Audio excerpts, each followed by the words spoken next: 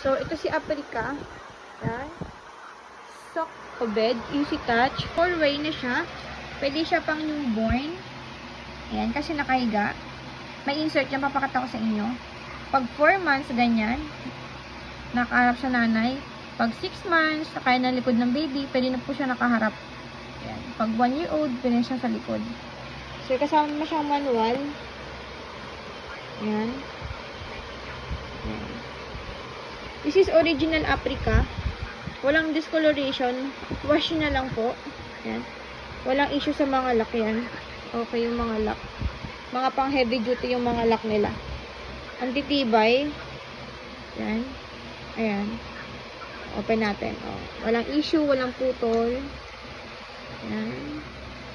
Ganyan details niya. Ano siya? Navy blue. Na sobrang parang black.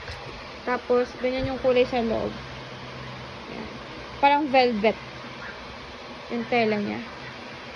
Walang discoloration. Ayan. Ito yung sinasabi kong insert, oh. Ayan. Pag 4 months na si baby, pwede nyo na po siyang tanggalin. Ayan. Insert siya. Ayan. Para malambot. Ito na lang sa ulo. Ayan.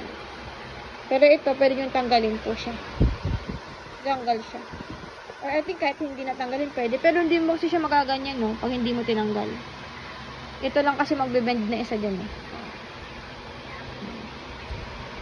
So, ayan. Natatanggal siya. Wash nyo na lang po.